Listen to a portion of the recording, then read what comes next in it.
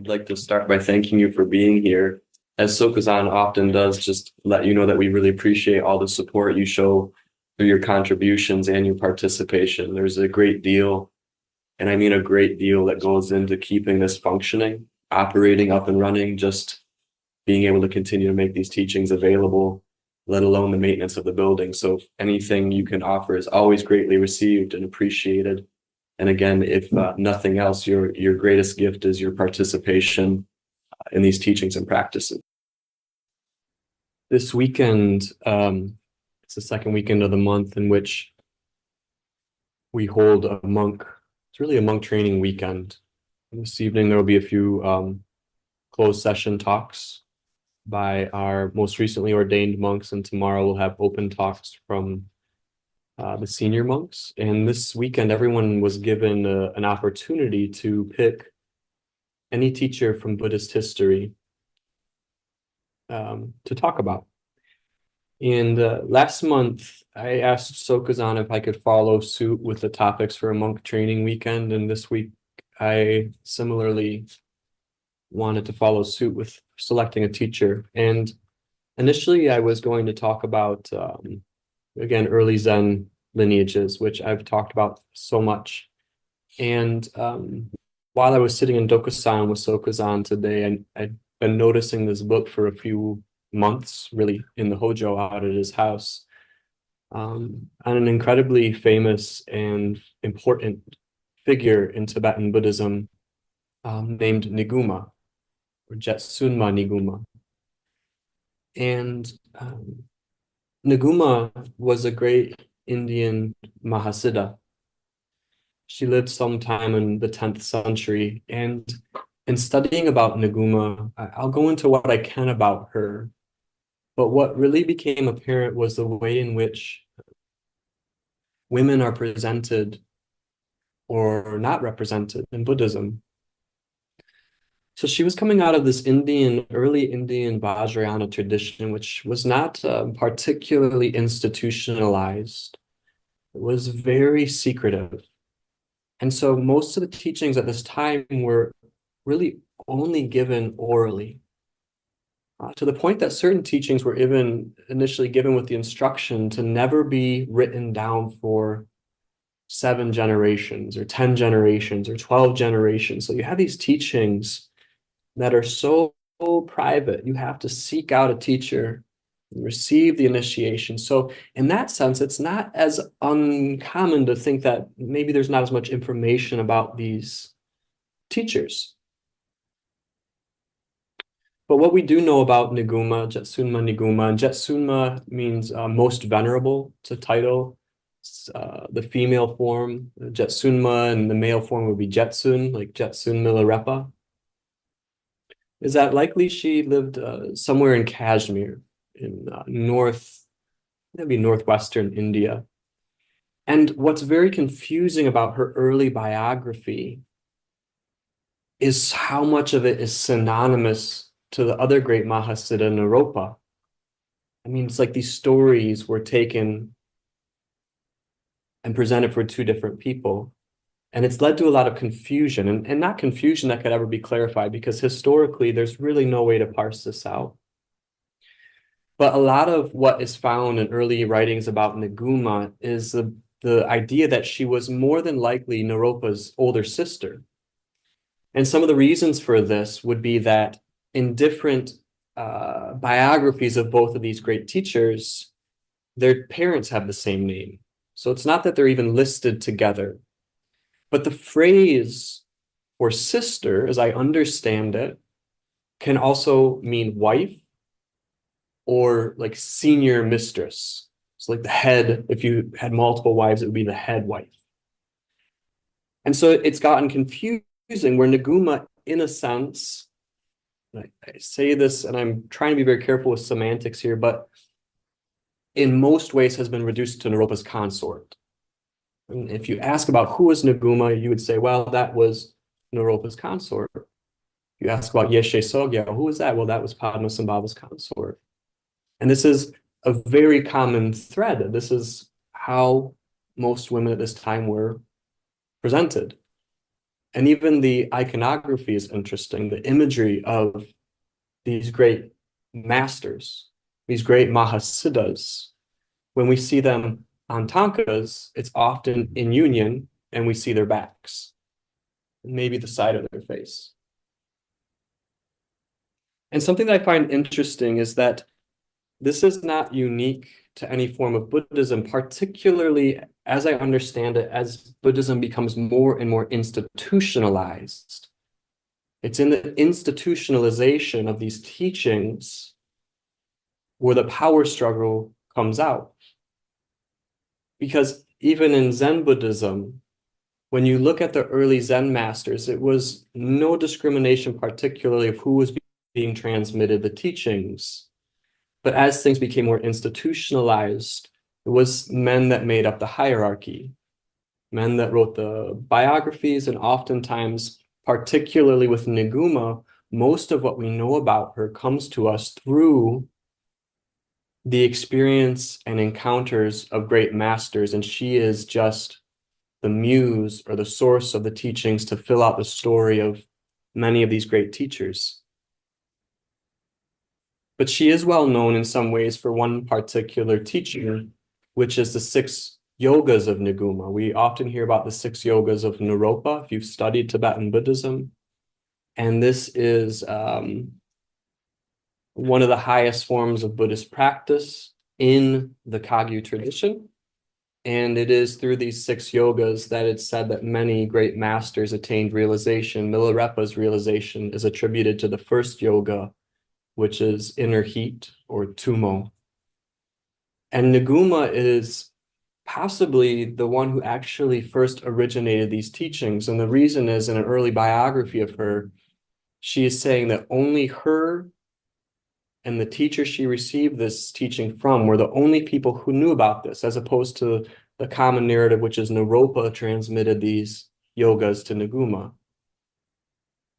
It's maybe like a small distinction, and again, one that we can't clarify, but it's helpful to put into context how the way in which we receive teachings in history is filtered through the predominant thoughts and those that are able to write down those histories. I really appreciate Niguma's name. It translates as hidden secret. And she was considered a great Dakini. And I went into this word Dakini, and initially it's a little frightening. If you look at what a Dakini means originally in Hinduism, there's a lot of flesh eating and wrathful imagery. And it changes a little bit in Tibetan Buddhism. It's a complicated term. It means a lot of things. But Niguma as a Dakini can be said to represent 3 roots.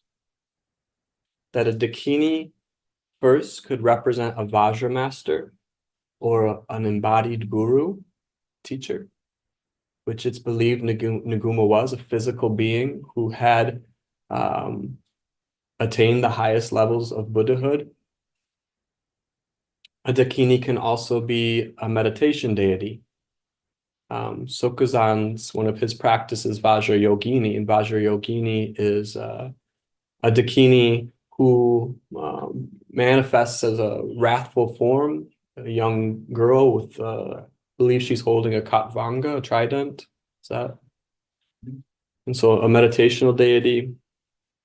And the third form, a Dakini can show up as a protector of the Dharma. And in the long refuge vows, you learn those, you take refuge in the Dakas, Dakinis, Dharmapalas, and protectors who possess the eye of wisdom. So these energies which manifest in space, manifest as protectors of practitioners. So even some of the stories we receive about Jetsunma Niguma happened long after the physical body was no longer present, but she continues to manifest to provide teachings to practitioners. She was also considered the founder, as Sokuzan said in the As It Is meditation, of the Shangpa Kagyu lineage. And what I thought was interesting about Shangpa Kagyu is oftentimes when we think of Kagyu, most of it arrived through Marpa the translator, and we have the 4 greater and 8 lesser schools. But Niguma's school of Kagyu traces itself uniquely back to India. And there's considered 8 chariots of Buddhism, 8 ways in which Buddhism, 8 lineages in which Buddhism was transmitted into Tibet. And so Niguma holds a unique place in being the actual founder and transmitter of a unique Dharma from India into Tibet. And I wanted to read to you what's often considered the most famous of Niguma's verses. And this verse comes to us from her main disciple, and his name was Kyungpo Naljar. Probably not saying that right, but he was one of her foremost disciples. And this verse goes as Kyungpo is been told to go seek this Dakini for teachings. And Dakinis often reside in charnel grounds. And so he goes to the charnel ground to see Niguma. And so he sees this deity appear in the sky before him, this Dakini, and asks for the teachings. And she says, if you stick around long enough, I'm going to call the other Dakinis and we're going to eat you. And as with most hero stories, there's some test, and this is the test, and he insists, no, I'm here to receive the teachings from Niguma. And so it goes on. She then bestows the empowerments of the practices of illusory body and dreams. So these are 2 of the 6 yogas, illusory body practice and dream yoga. Tells Kyungpo to get up and then transports him miraculously about 25 miles. There in the sky above a golden mountain like the great Mount Avra, the Dakinis perform the feast ceremony and dance about. The golden mountain has 4 rivers of gold pouring from the 4 sides, and Kyungpo asks if it can really be somewhere in India, or if it is the Dakini's magical projection. To this she replies with perhaps the most famous verse associated with Niguma, reiterated in various ways in the path of illusion. And here's the verse. This variety of desirous and hateful thoughts that stands us in the ocean of cyclic existence, once realized to be without intrinsic nature, makes everything a golden land, child. If you meditate on the illusion-like nature of illusion-like phenomena, actual illusion-like Buddhahood will occur through the power of devotion. This reminds me of something similar Sokuzan said to me this week. Didn't say it in verse, but what I understand Niguma to be saying is that whether this physically exists or is a apparition is irrelevant. And that is essentially what Sokuzan was trying to, I feel like, point at for me. So her student is seeing this outlandishly beautiful, overwhelming sight, and he's saying, is this India, or are you just making this happen? And she comes back and essentially says that this bifurcation you are creating is the nature of samsara. That no matter how solid something is, if you see its nature to be without an intrinsic self, and then it becomes gold. So what's really valuable or important about that is not that if you see that it's without intrinsic nature, it doesn't matter, or it vanishes, or it disappears, but it becomes precious. And in reading about Niguma or any of these Vajra masters, and then reading about all these Zen masters, it seems like they're talking about the same thing. The imagery is quite different. You know, Zen doesn't have flesh-eating dakinis that I know of. And, you know, Tibetan Buddhism is sometimes stereotyped as being full of that thing. But when you come to these great masters and they give these pith instructions, these very direct pointing outs, they're pointing at the simultaneous emptiness and yet the precious luminosity that arises when that emptiness is seen. The line that Sokuzan often quotes from the sadhana of Mahamudra comes from the section on surrendering, and it says, whatever is seen with the eyes is vividly unreal in emptiness, yet there is still form. This is the true image of Tusum Kempa, whom now I supplicate. Whatever is heard with the ears is the echo of emptiness, yet real. This is the clear and distinct utterance of Mikio Dorje, whom now I supplicate. So the recognition of what we perceive through the sense fields, these grand palaces, flowing rivers, is empty, and yet it doesn't mean that the illusion can't continue to function. And to the point where Niguma says, not only can it continue to function, but it becomes perhaps more precious than it ever was when we thought it was true, solid. And so it's been an interesting week. I've been studying a little bit of this and a little bit of some more contemporary Zen masters, and they're all endeavoring to get the student to look at the same thing.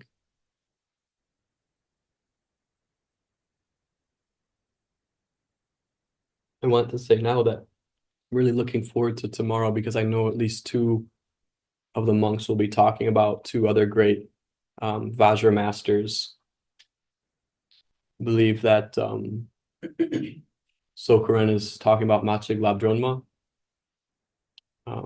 powerful teacher who is often associated with the practice of Chud, or feeding demons, or very much about the practice in charnel grounds. And I believe Senshu is talking about the master Yeshe Tsogyal. So should be really wonderful. I think they're both speaking tomorrow afternoon. So are there any questions for this evening? Jishin bowing. Chiezan, I missed the one word which, when you said that when you see that it does not have interesting nature, it becomes what? I didn't hear. My understanding of what Niguma is saying is that when you see that something is without intrinsic nature or self nature, that it becomes even more precious. Thank you. Thank you. Shoro. What is devotion as it's being talked about in her verse, Alan?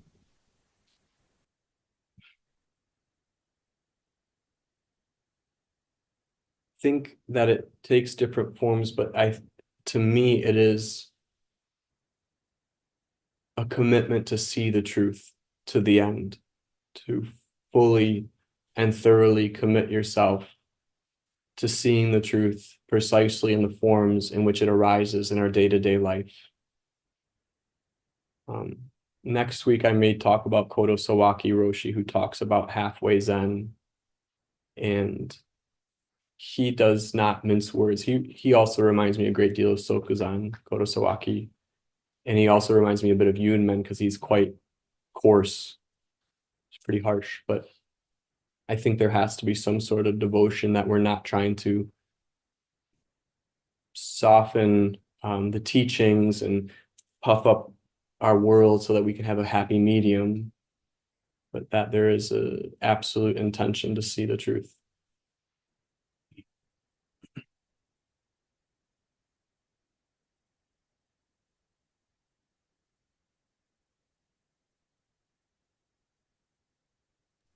Jishin bowing. What do you think that preciousness is? Bowing. I think part of it is to not be enslaved to what is arising, but having the freedom to relate to it, so that you have a sort of flexibility or fluidity to move with what is arising in front of you. So something becomes very precious because it is the substance of your awakening. I think Sokuzan was mentioning that earlier today. My memory's a bit blurred whether this was in my Dokusan or in As It Is just a few minutes ago, but that everything is Buddha. And so recognizing that the very negativity that brings us to the path is not different than the energy to save all beings. That's difficult because as a concept, it doesn't work. There's always going to be some level of warfare. And so we can't necessarily implement that, but we can look at the way in which we fight with aspects of our mind and grasp at aspects of our mind. Thank you. Naveed, did you have a question? Yes, thank you. Can you say a little bit about the practice of illusory body bowing?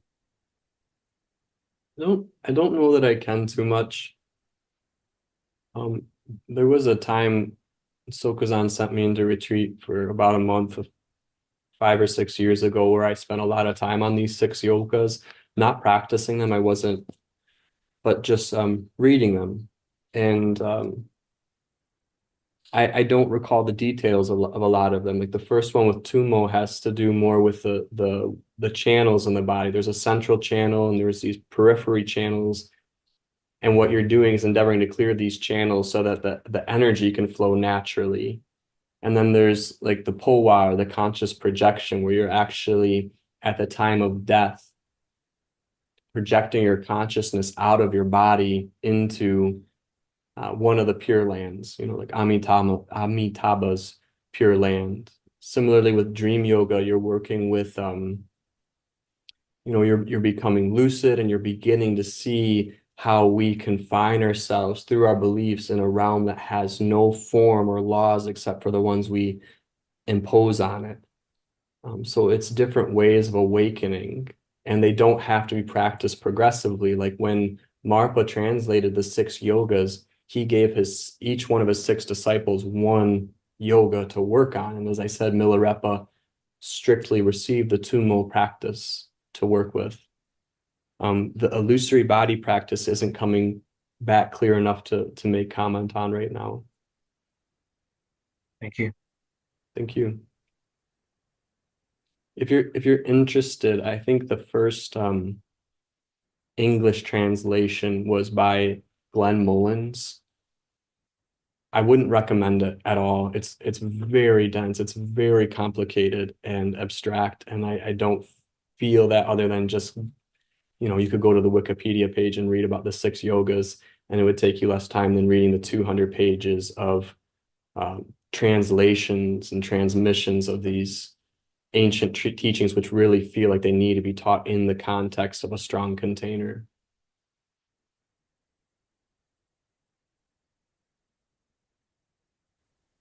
Hondo. Hondo, how do Naguma's teachings inform you in your relationship to your teacher in navigating, that devotion? How do you work with the difficulties? I can say I've not spent enough time with Naguma's teachings. Unfortunately, or fortunately, I was trying to study while Rumi was zipping around the house. So I got about 15 or 20 minutes of trying to find some points. What stood out to me a great deal was just the presentation, how different it is, the way in which the female teachers were presented and taught about as opposed to the male teachers. I thought it was also interesting that there was really no one that was named as her teacher other than Vajradhara. Vajradhara is considered the most primordial Buddha in the Kagyu lineage. And so it's said that her teachings came directly from Vajradhara, that her realization came very quickly, and that she had spent 3 limitless eons preparing herself for this lifetime. So I can respond to that question, but just not in the context of how it shows up from Niguma, if there's something more about that. Well, I'm thinking about particularly some of the teachings from our teacher are difficult, if not excruciating. How do we work with those? How do we see what the teacher's pointing at, even though we can't see it? How do we navigate the teaching? Even though it's really difficult to see it as teaching. And with all of your reading this week, I was wondering if anything came to light. I wish I could give you a more direct response. I think that's a really important question and valid. And the way each one of us does that, there's no way to set a precedent for it. And even contemplating the question, it brings up to what extent do we have a say-so over how we receive teachings? How much can we truly manipulate the way in which the causes and conditions that are arising spontaneously come together abrasively or in harmony with the causes and conditions that arise as our teacher? I can say that this is something that I'm working with very privately and personally. And if you want to bring it back to what I'm reading, that it is a foundational relationship to the practice itself. If we don't have a foundation rooted in practice, it becomes so abstracted that eventually some thought is going to win, and we will return to navigating our path based on our thoughts.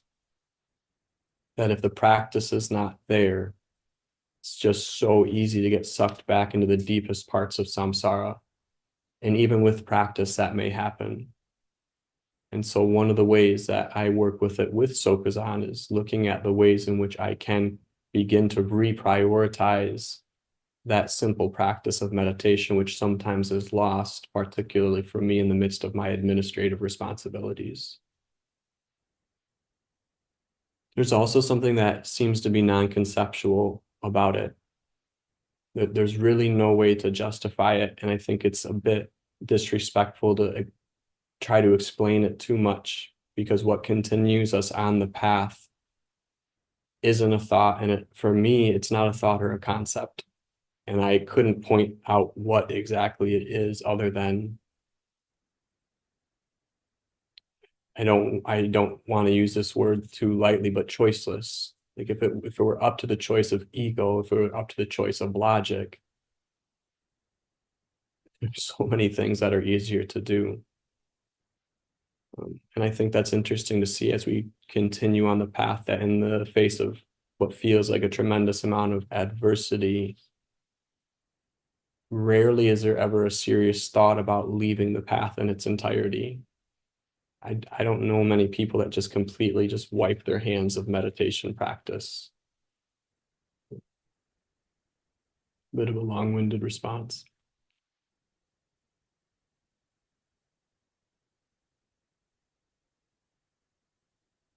Yoko. Bowing with these great teachers and masters, is there something about what they're presenting that fortifies or builds intention in the practitioners? I think so. I would say that the inspiration and the energy around my path was highly amplified through my relationship to Sokuzan. I have said I practiced for a couple of years without a teacher, and I can't even compare the two.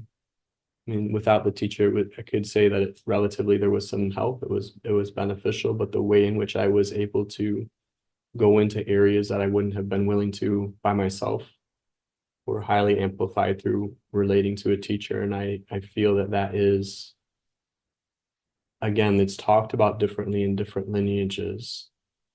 But I think that is, again, another somewhat foundational aspect of the path is the direct transmission from teacher to student, and the willingness to go into areas because you have the support of a teacher taking you or pointing you in that direction, which is more difficult to do alone. There are a few examples of teachers that didn't do that. Niguma may be perhaps one of them.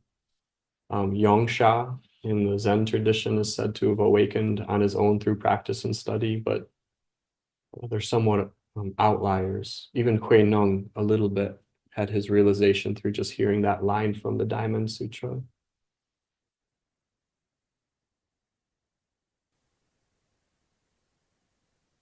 Sokurin. So Grand Valley, can we take a concept like Dakini and expand it into this community as something relevant to men as well as women, to humans as well as what might be multidimensional value? I would say that we can, and that it's a tentative area for me to go into because one, it's very nuanced, and two, it's very sensitive, recognizing the position I'm in to even think that I could talk about that too much, but I think it opens us up to a conversation. I don't know, feels a little silly to say, but I sometimes feel like I'm married to a Dakini. Like that's not something I just say lightly. I just feel like very how that continues to show itself to me is pretty overwhelming at times. So Grand Valley, why wouldn't you say you're married to a Buddha? Valley. I don't know if I'd go that far. Okay, I could say that. There's something really, really powerful about sensuous feminine energy. And that has, again, I'm not talking about feminine and masculine, it's like penis and vagina. The warmth, Niguma, the hidden secret, no desire for recognition or acknowledgement. There's something very powerful, but it's easy to miss because it's not demanding your attention. So the classical example in Buddhism is wisdom and skillful means, prajna and upaya, represented in Tibetan Buddhism by the Ganta and the Dorje. And the wisdom, you can't see the wisdom.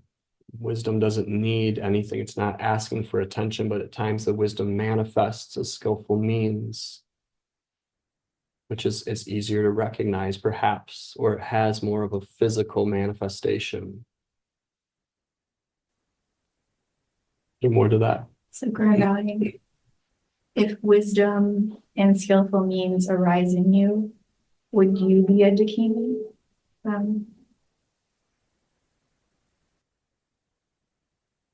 I'd like to think so.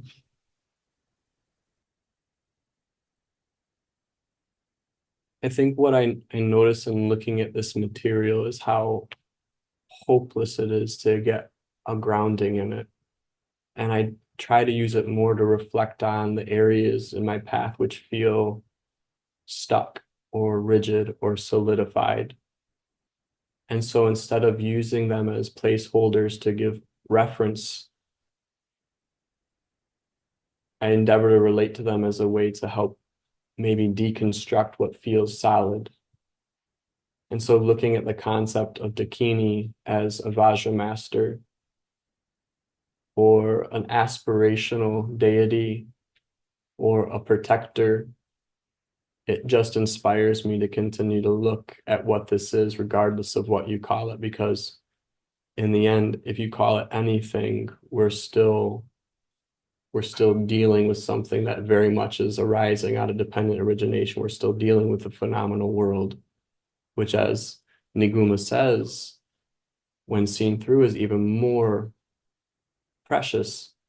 But we can't see that preciousness until we see the way in which we've overlaid it with so much bias and prejudice. So that idea of a lack of reference point is inspiring to me. But what happens when those reference points drop away? I don't know that I could comment on that.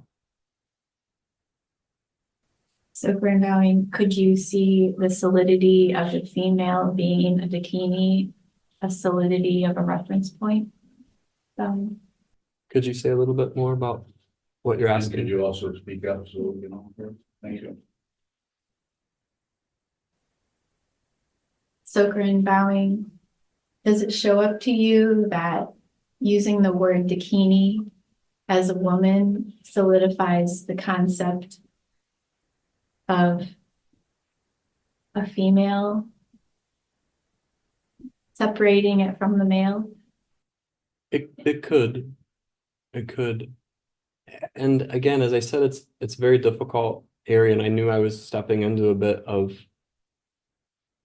uncertain territory with this. But what I don't want to do is completely reduce it to a form of relativism where everything means everything and nothing means anything. And so as long as we're relating to these concepts with the intelligence that they are a fabrication, there's still that opportunity to relate to it skillfully. But when we take an archetype and turn it into a stereotype, I think this is where things become more difficult, because an archetype is just an example that we can relate to work on the path. But when it's reduced to a stereotype, it becomes a generalization which no longer requires investigation. So the Dakini as an archetype could help us, any one of us, relate to the feminine energy in whatever proportion it arises, could help us relate to that aspiration to be a protector of the Dharma, that could help us relate to that aspiration to cut through our delusion. But when reduced to an archetype, it becomes very stale and meaningless in a sense, other than we can talk about it and we can flaunt it. And so I think all of Buddhism functions in that realm of there are powerful archetypes throughout Buddhist history, throughout all history. But when they're reduced in such a way where investigation ceases, we start to have things that appear solid, and therefore we can hit each other with them. They become objects of war. And so I think there's a lot to reflect on in this regard, and it's certainly not something that I can come to any profound ideas about, particularly in 45 minutes. But if nothing else, I hope it offers an opportunity to reflect on areas that we're magnetized by and areas we feel defensive of, because both directions are indicating the area in which we are holding ground. Is there a final question, Shoto? Sure, bowing. What keeps the foundational practice from being kind of lost the, you had said something earlier about kind of the foundation being in practice. What keeps that from being like a shelter for the self-centeredness? I think when it's infused with the energy of a teacher and a lineage, because then it has a living quality. Everything in the path has to have a living quality, just like when I'm saying to Sokran, as I understand it, an archetype can have a living quality and a stereotype cannot, or is unlikely to. So similarly, any one of our practice forms or traditions, if they are reduced to being repeated just for the sake of repeating them, they don't really inspire any investigation. But when they are infused with a living quality, they can point to what is happening right now, right here. And it seems that that's part of having a living teacher, is that it has an immediate quality that something like a book can't always have. Or even our practice when we sit down, if we don't have that living movement, the practice can become stagnated into an idea or a state of mind which we try to maintain. And so for me, that's that living quality, the living quality of the living teacher, but also through a living teacher, the lineage takes on a living quality, that none of these teachers, in a sense, have gone anywhere, but only because we can receive a living lineage. To me, that's how that looks. And it's interesting, and just one more thing, historically about Niguma, it's said that she attained what's called the rainbow body. This is a phrase you will come across occasionally in Tibetan Buddhism, and that essentially says that instead of the elements of the body returning into the elements of the earth, that the elements of the body return to the essence of the elements, which is light itself. And so the idea being that the body returns to light and the fingernails and hair remain. And so that these are consciousnesses that in Tibetan Buddhism are still accessible. And that's why Niguma and other great teachers may continue to be attributed with teaching, like Trungpa Rinpoche with the sadhana, I believe he felt that there was a direct connection to the lineage through the Karmapas and Padmasambhava. The Nyingma and the Kagyu lineages both had a living quality that inspired or he received those teachings from. What would like living meditation be, and then what is that when it becomes dead or stable?